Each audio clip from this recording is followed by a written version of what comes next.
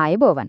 ඉතින් බර අඩු කරගන්න එක ගැන කතා කරනකොට අලුත්ම ට්‍රෙන්ඩ් එකක් තමයි මේ ඉන්ටර්මිටන්ට් ෆාස්ටිං නැත්නම් වරින් වර උපවාස කරන එක.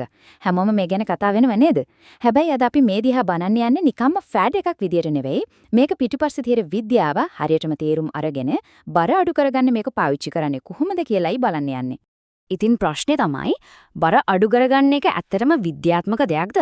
නිකම්ම කන එක අඩු කරනවට වඩා දෙයක් තියෙනවද? අනිවාර්යෙන්ම උත්තරය හරිම සරලයි. ඒ රහස හැංගිලා තියෙන්නේ අපේ ශරීරය වැඩ කරන විදිය. ඒ කියන්නේ ශක්තිය පාවිච්චි කරන විදිහ අපි තේරුම් ගන්න එකේ. හරි. එහෙනම් අපි බලමු මොකක්ද මේ රහස කියලා. මේක කිසිම මායාවක් නෙමෙයි. මේක සම්පූර්ණයෙන්ම අපේ ශරීරයේ ශක්තිය කළමනාකරන විදිහ ගැන කතාවක්. බලමුද මේ කතාවේ ප්‍රධානම චරිතය කවුද කියලා? මෙන්න මේ කතාවේ ප්‍රධානයා තමයි ඉන්සියුලින්. හිතන්නකෝ ඉන්සියුලින් කියන්නේ අපේ ශරීරයේ ඉන ස්ටෝ කීපර් එහෙම නැත්නම් ගබඩා බාරකර වගේ කියලා. අපි කෑම කෑවම ශරීරයට ඒ වෙලාවම ඕන ශක්තිය පාවිච්චි කරනවා.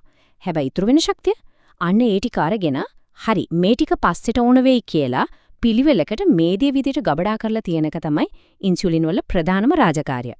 හරි. එතකොට අපේ ශරීරය වැඩ කරන විදිහ හරිම සරලයි. ඒක හරියට ස්විච් එකක් වගේ. එක පාරකට වැඩ කරන්නේ එක මෝඩ් එකක විතරයි. එකක් තමයි අපි කෑම කාලා ඉන්න ෆෙඩ් ස්ටේට් එක. ඒ කියන්නේ ශක්තිය ගබඩා කරන මෝඩ් එක. අනිත් එක තමයි අපි කෑම නොකා ඉන්න ෆාස්ටඩ් ස්ටේට් එක. ඒ කියන්නේ ශක්තිය දහනය කරන මෝඩ් එක. බර අඩු කරගන්නේ මේ සම්පූර්ණ ක්‍රීඩාවම තියෙන්නේ මේ මෝඩ් එක අතර මාරු වෙන එක තමයි. හරි. අපි මුලින්ම කෑම කන වෙලාව ගැන හිතමු.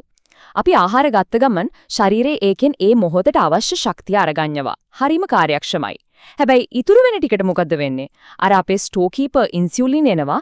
එවිත් ඒ අමතර ශක්තිය ඔක්කොම ලස්සනට පැක් කරලා හදිස්සියකට ඕන වෙයි කියලා මේ දේ විදිහට අපේ ස්ටෝර් රූම් එකේ, ඒ කියන්නේ මේද සෛලවල ගබඩා කරනවා. එතකොට අපි නොකා ඉන්නකොට, ඒ කියන්නේ උපවාස කරනකොට මොකද වෙන්නේ? මෙන්න මෙතන තමයි මැජික් එක වෙන්නේ. පිටතින් කැම එන්නේ නැති නිසා අපේ ස්ටෝ කීපර්ට, ඒ කියන්නේ ඉන්සියුලින්ට වැඩක් නැහැ. එයාගේ මට්ටම ටික ටික අඩු වෙනවා. ඉන්සියුලින් අඩු වෙන එක තමයි ශරීරයට යන සිග්නල් එක. ඒක හරියට හරි අලුතෙන් බඩු වෙන්නේ නැහැ. දැන් ස්ටෝර් රූම් එකේ ඇරලා ගබඩා කරපු මේ දේ එළියට අරන් ශක්තියට පාවිච්චි කරන්න කියලා දෙන නියෝගයක් වගේ. ඉතින් මේ විදිහට ශරීරයේ ගබඩා කරන මෝඩ් එකෙන් දහනය කරන මෝඩ් එකට මාරු වෙන එකෙන් අපිට ලැබෙන වාසි මොනවද? වාසි ගොඩක් තියෙනවා. පළවෙනි එක තමයි ඉන්සියුලින් මට්ටම පහළ යනවා. ඒක අපේ සෞඛ්‍යයට ගොඩක් හොඳයි.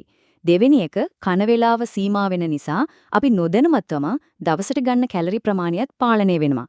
හැබැයි වැදගත්ම දේ තමයි මේ ක්‍රමය කෙලින්ම ඉලක්ක කරන්නේ අපේ ශරීරයේ තැම්පත් වෙලා තියෙන විශේෂයෙන්ම බඩවැටේ තියෙන අර අයින් කරගන්න අමාරුම මේදේ දහනය කරන්න. හරි, තියරිය නියමයි නේද? එහෙනම් දැන් අපි බලමු මේක ප්‍රායෝගිකව කරන්නේ කොහොමද කියලා. මොකද ක්‍රම කිහිපයක්ම තියෙනවා.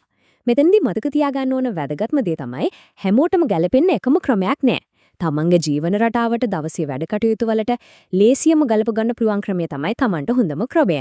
ලෝකේ ජනප්‍රියම ක්‍රම තුනක් ගැන අපි කතා කරමු. පළවෙනි එක සමහර විට අහලත් ඇති 16/8 ක්‍රමය. මේක හරිම සරලයි. දවසක පැය 24න් පැය 16ක් උපවාස කරනවා. ඊටු පැයට ඇතුළත තමන්ගේ දවසේ ආහාර වේල් ඔක්කොම ගන්නවා. උදාහරණයක් විදිහට උදේ 10ට කාලා හවස 6න් පස්සේ නොකා ඉන්නවා වගේ. ඊළඟ ක්‍රමය තමයි 5/2 ක්‍රමය. මේකෙදි සතියේ දවස් 5ක් සාමාන්‍ය විදිහට කනවා. හැබැයි එක දිගට නොවන දවස් දෙකකදී කැලරි ප්‍රමාණය 500ක් 600ක් වගේ ගොඩක් අඩු කරනවා. තුන්වෙනි එක ටිකක් අභියෝගාත්මකයි. ඒකද කියන්නේ eat stop eat කියලා. මේකෙදි කරන්නේ සතියට දවසක් හරි දෙකක් හරි සම්පූර්ණ පැය 24ක් උපවාස කරන එක. හැබැයි මෙන්න මේක තමයි ගොඩක් දෙනෙක් වරද්ද ගන්න තැන. මේක නිකම්ම කන වේලාව ගැන ක්‍රීඩාවක් විතරක් නෙවෙයි, ඒකෙන් භාගයයි. අනිත් භාගය තමයි අපි අර කන්න අවසර තියෙන පෑ කීපය ඇතුළත මොනවද කන්නේ කියන එක. ඒක මේ ගමනේ සාර්ථකත්වයට අතිශයින්ම වැදගත්. එහෙනම් කොහොමද අපි කන වේලාවෙන් උපරිම ප්‍රයෝජන ගන්න? මෙන්න නීති ටිකක්. 1. පෝෂණයට මුල් තැන දෙන්න. ප්‍රෝටීන්, එළවලු, පළතුරු වගේ ඇඟට ගුණදායක දේවල් වැඩිපුර කන්න. 2. හොඳට වතුර බොන්න. උපවාස කරන වෙලාවට විතරක් නෙවෙයි හැම වෙලේම. සීනි නැති තේ, බ්ලැක් කොෆි වගේ දේවලුත් කමක් නැහැ. 3 වෙනි සහ වැදගත්ම නීතිය. උපවාසය ඉවර වුණාම අම්මෝ පෑ ගානක් නොකා හිටියනේ කියලා හිතලා එකපාරට කෑම කන්දක් කන්න යන්න එපා. ඒකෙන් මුළු මහන්සියම අපතේ යනවා. සරලවම කිව්වොත් මෙහෙම හිතන්න. ප්‍රෝටීන්, එළවලු, වතුර කියන්නේ මේ ගමනේදී අපේ හොඳම යාළුවෝ. අධික සීනි, තෙල් සහිත කෑම, ජංක් ෆුඩ් අන්න ඒ අය තමයි අපේ සතුරෝ. ඒ අයගේ පුළුවන් තරම් ඈත් වෙන්න. මතක තියාගන්න අපේ ඉලක්කය වෙන්න ඕන ශරීරයට ඉන්ධන සපයන්න එක. නිකම්ම බඩ පුරවන එක නෙවෙයි. හරි. මේ හැමදේම ඇහුවට පස්සේ දැන් ඔළුවට එන ලොකුම ප්‍රශ්නේ තමයි මේක ඇත්තටම හැමෝටම කරන්න පුළුවන්ද? මේක හැමෝටම හරියනවද? උත්තරේ තමයි නෑ. මේක ගොඩක් දෙනෙක්ට සුපිරි ප්‍රතිඵල ගෙනාවට මේක හැම ලෙඩකටම දෙන එකම බෙහෙත වගේ දෙයක් නෙවෙයි. ඒ නිසා අපි අනිවාර්යයෙන්ම සැලකිලිමත් වෙන්න ඕන කරුණු කිහිපයක් තියෙනවා. ඒ අතරින් පළවෙනිම සහ වැදගත්මම දේ. මේක පටන් ගන්න කලින් අනිවාර්යෙන්ම මම නැවතත් කියන්නේ අනිවාර්යෙන්ම වෛද්‍යවරයෙක් හමු වෙලා උපදෙස් ගන්න. විශේෂයෙන්ම වෙනත් සෞඛ්‍ය ගැටලු තියෙනවා නම් මේක නම් කිසිම විදියකින් අමතක කරන්න එපා.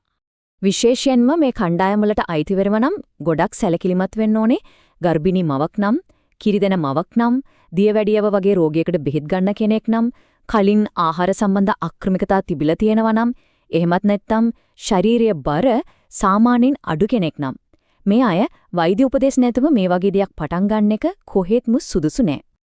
ඉතින් අවසාන වශයෙන් මේක මතක තියාගමු.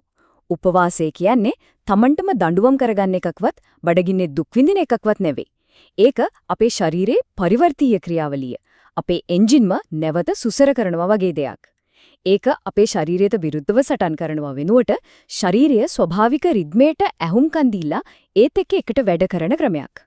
එහෙම බලනකොට සමහර විට නිරෝගීකමෙන් ලොකුම රහස තියෙන්නේ අපි මොනවද කන්නේ කියන එකේ විතරක්ම නෙවෙයි අපි කවද්ද කන්නේ සහ කවද්ද නොකා ඉන්න කියන එකෙත් වෙන්න බැරිද